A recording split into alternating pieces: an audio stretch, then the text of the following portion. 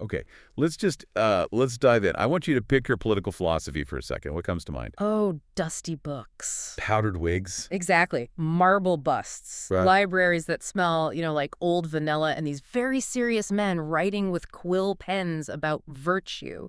It feels heavy, static. It feels like homework. It feels like homework. That's the perfect phrase. But the source material we're getting into today, this isn't a textbook. Not at all. It's more like a crime scene, or maybe a demolition job. And honestly, it is arguably the most successful piece of political propaganda, and I'm using that word completely neutrally, in human history. We are looking at John Locke's two treatises of government. It really is the operating system of the modern Western world, and that is not an exaggeration. But you're absolutely right to call it a demolition job. Right. We tend to only read the second treatise in college courses, Yeah.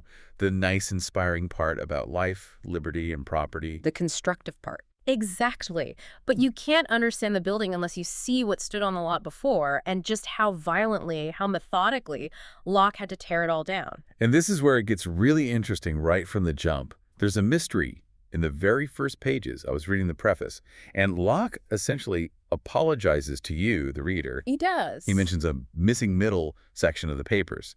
He says fate has disposed of them.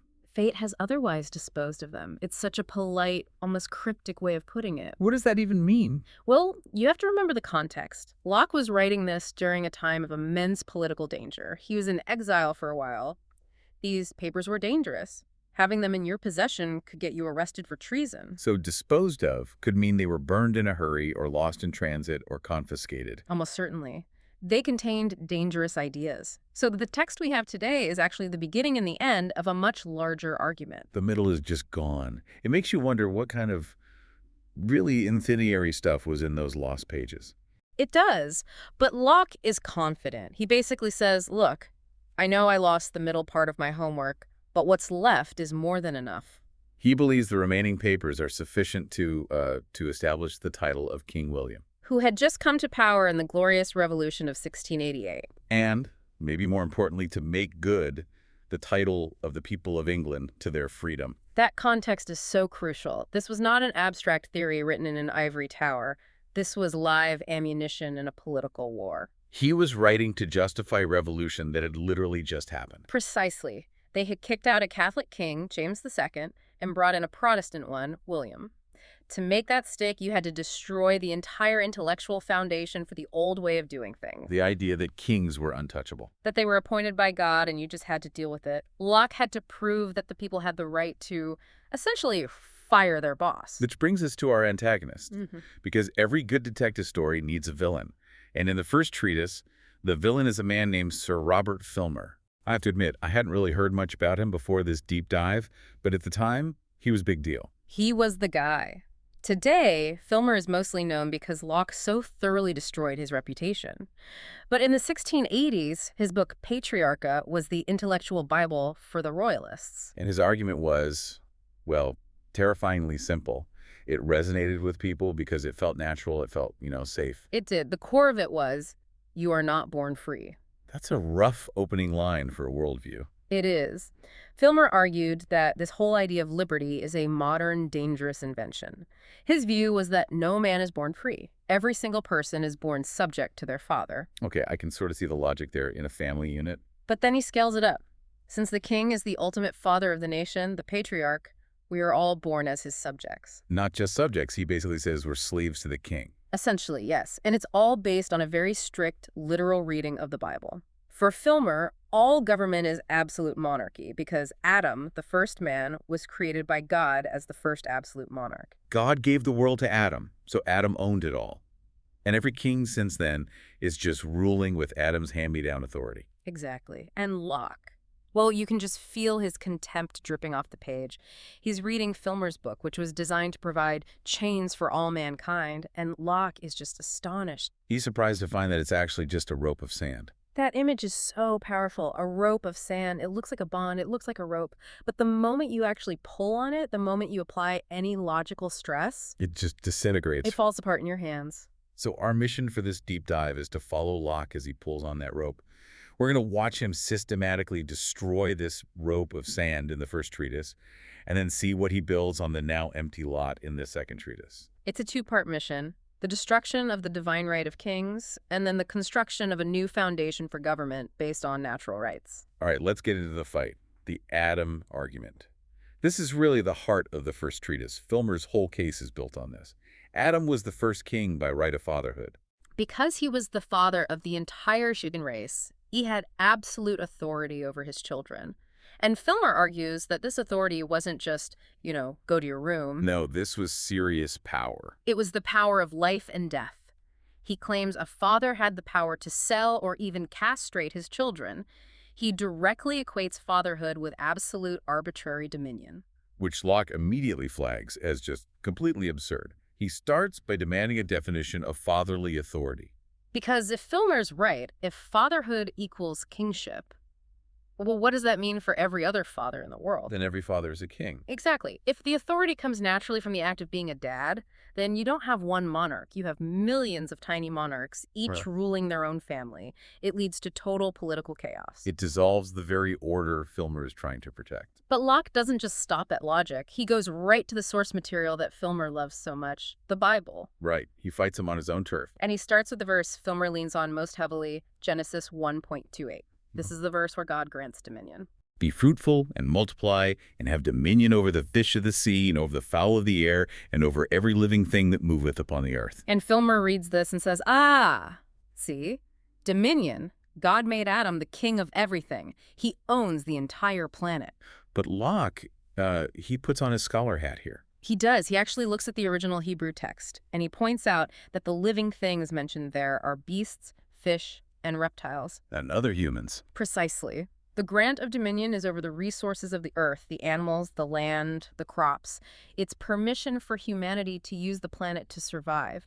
It is not a grant of political power for one man to rule over other men. So it's basically a license to farm, not a license to enslave. That's a perfect way to put it. And there's another catch, a grammatical one, which I find just fascinating. This is the us versus him point? Yes. The grant wasn't made to him, to Adam alone. Locke points out the text says, God blessed them and said unto them. Them, plural, Adam and Eve.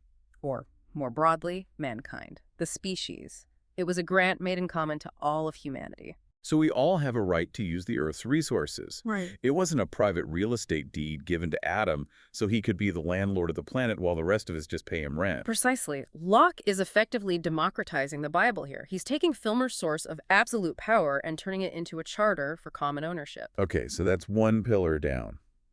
But Locke then moves to another piece of evidence Filmer loves to use, the curse of Eve. Genesis 3:16. After the fall, God says to Eve, Thy desire shall be to thy husband, and he shall rule over thee. And Filmer says, there it is again, the original grant of government. Adam rules Eve, therefore kings rule subjects. He sees it as this hierarchy established by God right at the beginning of fallen history. But Locke just treats this with such focused disdain. He argues, first of all, this is a specific punishment for women or wives, not a political structure for all of society. It grants conjugal power, power within the marriage, not political power, not the power of life and death. And this is where Locke gets incredibly witty. He's not just a philosopher, he's a sharp political commentator. He asks a very practical question for the English people of his time. What about queens? Exactly. If this verse, he shall rule over thee, is the sole source of all political power, what happens when the ruler is a woman? England had just had some absolute heavyweights like Queen Elizabeth I. Right. So Locke asks, should queens like Mary or Elizabeth be politically subject to their husbands because of this one line in Genesis? It's a humorous detail, but it's a devastating logical trap. It is, because if Filmer's right, then a queen regnant is impossible.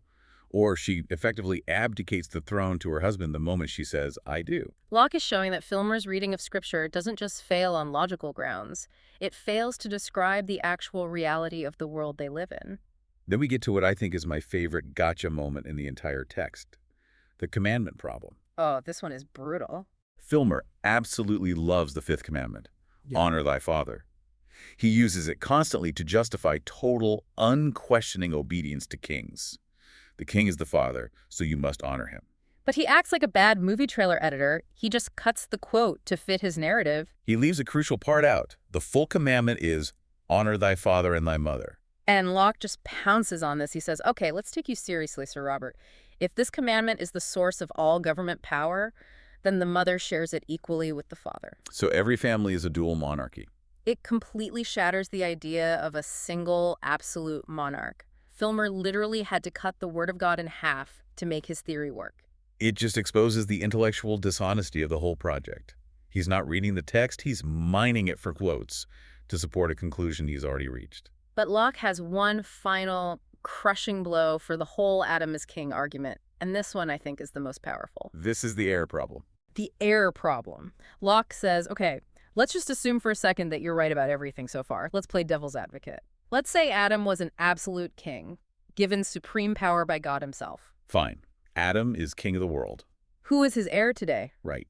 If this power is hereditary, we have to know who inherited it. We need to know who the rightful heir is. Is it the eldest son of the eldest son of the eldest son, going back 6,000 years? And Locke just points out the obvious. There is absolutely no way to trace that lineage. There's no divine DNA test, no genealogical record that goes back to the Garden of Eden. The line has been broken and lost 1,000 times over. So if God actually intended for us to be ruled by Adam's one true heir, he did a truly terrible job of setting up a clear succession plan. It's a massive administrative failure on a divine level. Exactly. And without a clear, identifiable heir, Filmer's theory completely dissolves into chaos. How so? Well, if we don't know who the rightful heir is, then one of two things must be true. Either no one is obligated to obey anyone because no ruler can prove his title. Which is anarchy. Or, conversely, every man who is a father could claim to be Adam's heir, and we have millions of kings all claiming absolute power. Which is also anarchy. It's a self-defeating argument. So, Locke is left standing over the rubble of Filmer's theory. The rope of sand is broken. Adam wasn't a king. The Bible doesn't support political slavery. And even if it did, we have no idea who the heir is anyway. Which leaves this huge gaping vacuum. If God didn't appoint a king, and if we aren't born as slaves, then what are we? And how do we get a government in the first place? And that is the question that launches the second treatise. Okay, so we're resetting the board completely. Locke takes us back to the baseline, back to the state of nature. Now, I feel like this term gets thrown around a lot in philosophy class, but what does Locke actually mean by it? Are we talking about cavemen fighting over a fire? Not necessarily, and that's a really important point. The state of nature isn't just a historical time period like the Stone Age. It's more of a logical condition. It's the state people are in whenever there is no common authority, no common judge over them. So like if you and I were stranded on a desert island. Perfect example. There's no police force, no government, no court system. We would be in a state of nature relative to each other. And Locke says this state has two fundamental qualities, perfect freedom and perfect equality. Yes. But, and this is probably the most important distinction in the entire book, Locke immediately clarifies that a state of freedom does not mean a state of license. Meaning it's not just a free-for-all. It's not the purge where you can do whatever you want without consequence. Correct. You are free from the arbitrary will of another person, but you are not free from the moral law. The state of nature is governed by the law of nature. And for Locke, the law of nature is simply reason. It is. Reason teaches all mankind who will but consult it that because we are all equal and independent, no one ought to harm another in his life, health, liberty, or possessions. And why not? What's the basis for that rule? The basis is theological. He argues that we are all the workmanship of one omnipotent and infinitely wise maker. We are God's property. That's a fascinating shift. We're not the king's property, as Filmer would have it, but we are God's property. We are his servants sent into the world on his business.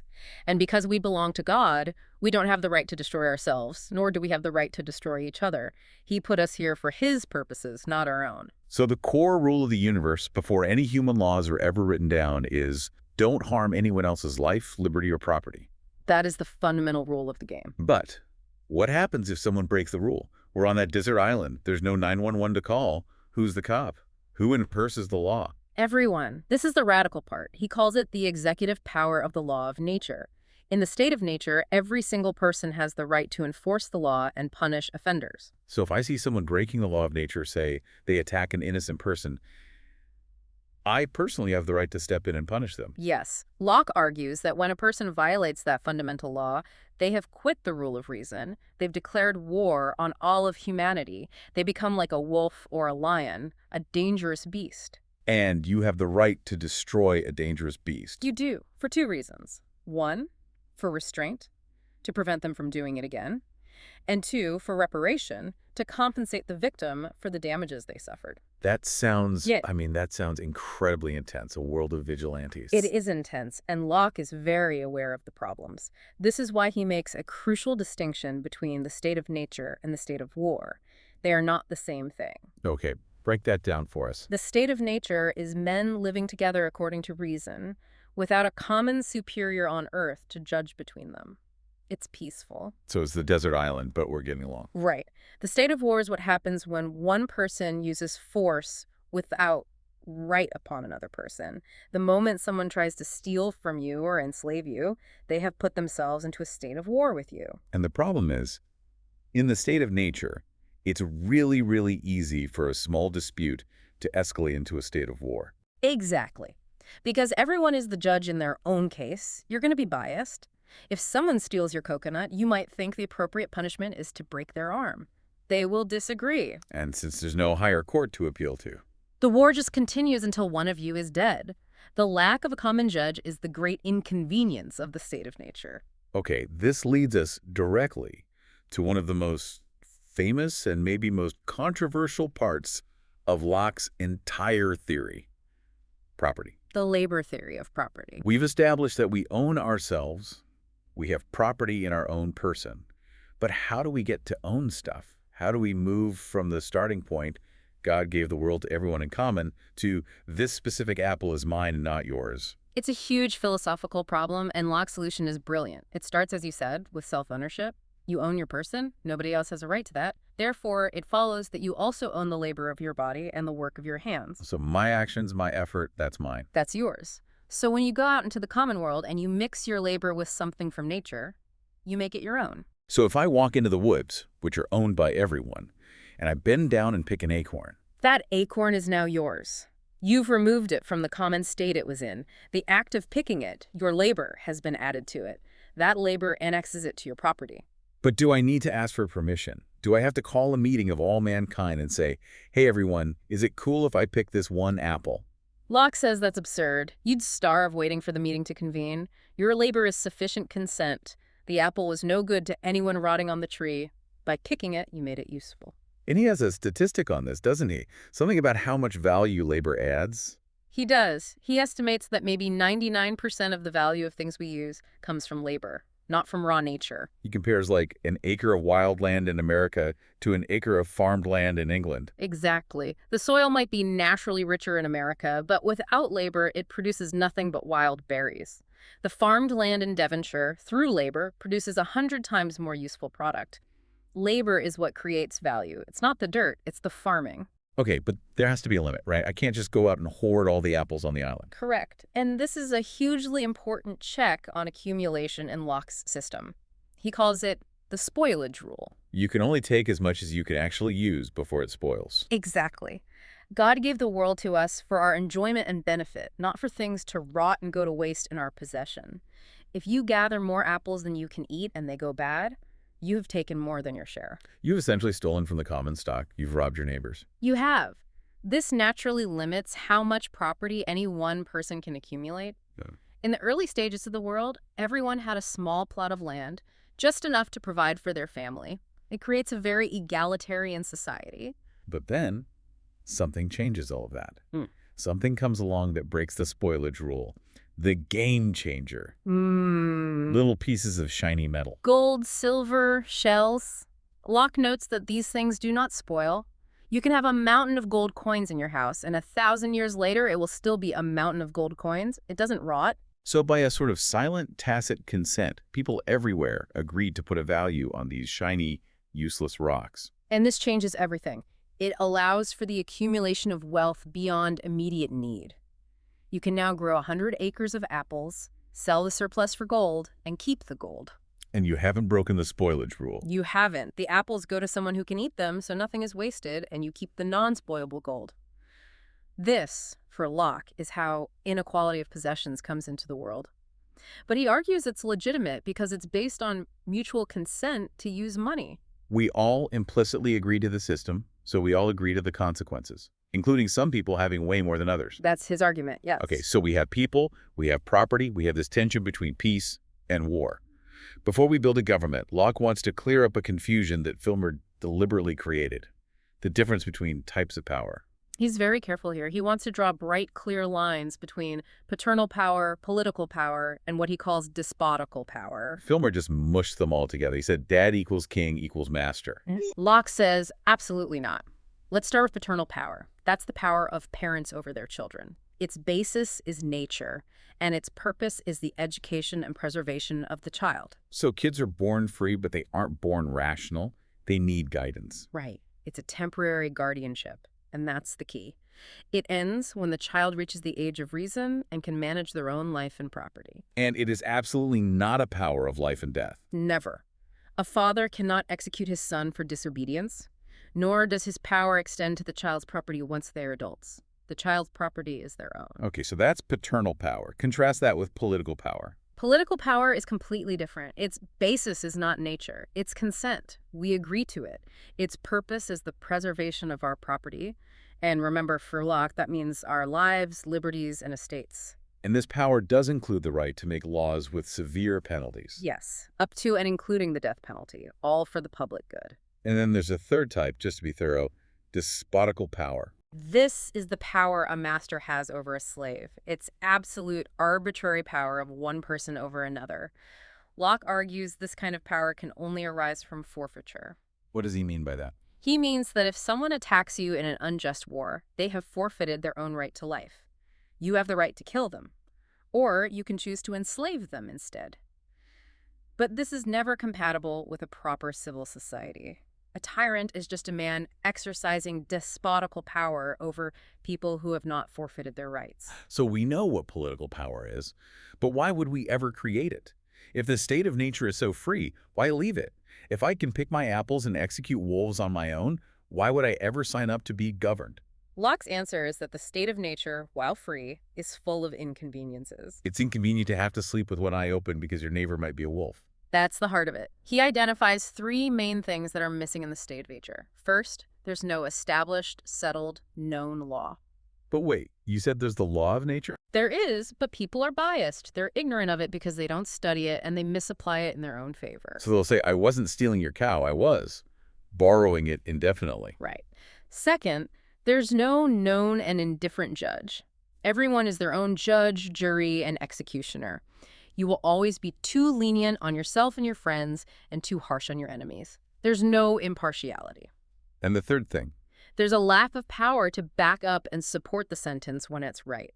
You might be completely correct that your neighbor stole your cow, but if he and his family are bigger and stronger than you can't actually enforce the punishment. Justice becomes a matter of strength, not right. So, to escape these inconveniences, we make a deal. We form a social contract. The compact.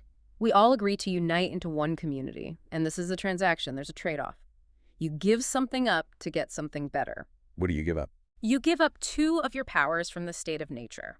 First, the power to do whatever you think is fit for your own preservation. And second, the power to punish crimes committed against the law of nature. You give up being a vigilante. You hand over your executive power to the community. And in exchange, you get the protection of the community. You get known laws, impartial judges, and the collective force of the entire society to secure your property. You get to sleep at night. That's the deal. You trade a little bit of your natural freedom for a lot more security for your life, liberty, and estate. Okay, so we've all agreed to form this community. How do we make decisions? We can't get unanimous consent on every single issue. Majority rule. Locke's logic here is almost like physics. He says that once a community is formed, it has to act as one single body. And a body must move in the direction that the greater force carries it. And the greater force is the majority. It has to be. He says that if you require unanimous consent, the body can never act, and the compact dissolves the moment it's made.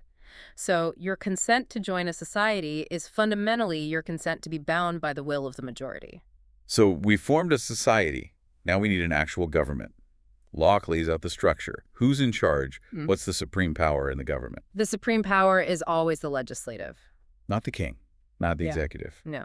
The legislative is the body that creates the laws that everyone, including the king, must follow. It is supreme because it is the expression of the society's will. But, and this is critical, even this supreme power has very strict limits. It can't be arbitrary. It can't just do whatever it wants. Absolutely not. First, it must govern by established standing laws that are published and known to the people. No secret decrees, no ruling on a whim. Second, those laws must be designed only for the good of the people. Nothing else.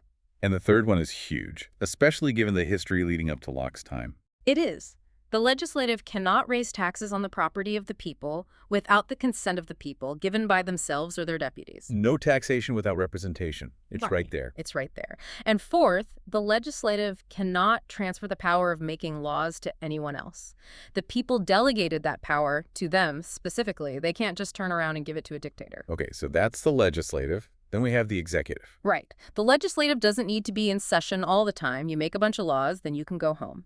But the laws need to be enforced 24/7, so you need an executive power that is always in being to see that the laws are executed. And there was a third power he mentioned, the federative. Yes, that's the power of war and peace, leagues and alliances, basically foreign policy. Locke notes that the executive and federative powers are almost always held by the same person or body because you need a unified command to deal with external threats. Now, there's a slippery concept here that you mentioned before, prerogative. This feels like the loophole that could sink the whole ship. It is the danger zone. Prerogative is the power of the executive to act according to his own discretion for the public good without the prescription of the law or sometimes even against the letter of the law. Can you give an example? The classic one is, say, there's a fire burning down the city. The law says you can't destroy private property, but the executive might need to order a man's house knocked down to create a fire break and save the rest of the city. There's no time to pass a law for that specific situation. Exactly. The law is slow, accidents are fast. The community needs someone who can act decisively in unforeseen circumstances. But the key test is always the same. Is it being used for the good of the people? And if it is, it's prerogative. If it's not. If it's used for the private advantage or vanity or ambition of the ruler, then it's tyranny. And that leads us to the dark side. Tyranny. How does Locke define that? Very simply, the exercise of power beyond right. He says, wherever law ends, tyranny begins. So it doesn't matter if the ruler is one man or a whole assembly. If they start acting not for the public good, but for their own private advantage or passions, they cease to be a magistrate. They become a tyrant, just a private person acting with force but without authority. They are a criminal with a crown. And this leads directly to the most radical, the most dangerous part of the entire book, the dissolution of government. He's very careful to distinguish between the dissolution of society and the dissolution of government. Society, he says, usually only dissolves when a foreign conqueror smashes it to pieces. But government can dissolve from within. It can commit suicide. It can. He lays out several ways. One is when the legislative is altered. For example, if a prince sets up his own arbitrary will in place of the established laws, or prevents the legislature from meeting, or messes with the elections without the people's consent. That's basically a coup. It is a coup. Another way is if the executive just gives up and neglects his duty so the laws can't be enforced anymore. That reduces everything to anarchy. But the ultimate breach of trust is when either the legislative or the prince acts directly contrary to their purpose. And their purpose is the preservation of property. Exactly. The moment they try to invade the property of the subjects or try to make themselves the masters of the people's lives, liberties, and estates, they have broken the trust. Trust. That word is so important in his theory. It's everything. Government isn't a contract of servitude, it's a fiduciary trust. The people are the grantors, and the rulers are the trustees. And if the trustees violate the terms of the trust, The deal is off, the power is forfeited. And where does it go? it reverts to the people. This is it. The right to resist, the right to revolution. Yes. The people have the right to resume their original liberty and establish a new legislative to provide for their own safety and security. Now, Locke knows that people are going to freak out when they read this. They're going to say, John, you're giving people a license for constant rebellion. If people can overthrow the government every time they're a little bit annoyed, it's going to be chaos. And he has a very calm, very pragmatic answer. He says essentially, no, you're not giving people enough credit. People are actually incredibly slow to change. They are creatures of habit. They will put up with a lot of bad government. A great deal of it. They will bear many small grievances and mistakes without mutiny. But When there is a long train of abuses, prevarications, and artifices all tending the same way, when it's not just one bad law, but a consistent pattern, When the malicious design becomes visible to the majority, then the people will rouse themselves. It's not about one mistake. It's about a clear intention to enslave them. And here comes the final twist. The cinematic climax of the whole argument. Who in that situation are the real rebels? This is where he just flips the entire script. He goes back to the Latin root of the word rebel, rebellare. It means to bring back the state of war. So we usually think of the people rising up in the streets with pitchforks as the rebels. Locke says no. The government was established by consent to leave the state of war and enter a state of peace and law. If the rulers then use force without authority, if they invade the property and liberty of the people, They are the ones breaking the peace. They are the ones reintroducing the state of war. they are the rebels. The king is the rebel. The king is the rebel. The people are just defending themselves and the rule of law against a criminal who happens to wear a crown. That is just such a powerful reversal. It completely delegitimizes the tyrant. It's not a sin to fight back against him. It's basically law enforcement. It completely reframes the narrative. It changes it from disobedient subjects versus a rightful king to law-abiding citizens versus a criminal ruler. It gives the entire moral high ground to the revolution. So let's try to bring this all together. We started this journey with Sir Robert Filmer's rope of sand, this idea that we are all born as slaves to a divinely appointed monarch. And we watched Locke meticulously take it apart. He showed that scripture doesn't support it, reason doesn't support it, and history makes it impossible. And on that empty ground, he built this entirely new structure. It starts with the idea that we own ourselves. We are our own property. We mix our labor with the common world to create private property. We then voluntarily join societies to protect that property. And we create governments as tools, not masters, just tools that we hire to do a specific job. And like any tool, if it stops working, or worse, if it starts actively hurting the user, You throw it out and get a new one. that is the essence of the modern democratic ideal. Right there in 1689. It's the monumental shift from the age of subjects to the age of citizens. So what's the final so what here? Why should you, listening right now, care about a text from over 300 years ago? I think the biggest takeaway is that expanded definition of property. For Locke, property isn't just your land or your money. He explicitly defines it as your life, liberty, and estate. You own your life. You own your freedom. And you own the fruits of your labor. The entire purpose of government, its only legitimate purpose, is to preserve those three things. It really reframes how you should look at politics. Every law, every tax, every government action, you have to ask the Lockean question. Is this preserving my life, liberty, and estate? Or is it an invasion of them? Is it fulfilling the trust? Or is it a breach of trust? And that raises that final provocative question about the long train of abuses. Locke says that if a conqueror grants land to a subject forever, he can't just take it back later. If he does, then all promises are mockery, and the initial grant was a sham. Right. If the deal is forever, it has to mean forever. Words have to mean something. So if power ultimately reverts to the people when that trust is broken, are we ever truly in a settled state of government, or are we always, in a sense, just holding our breath? That's a chilling thought.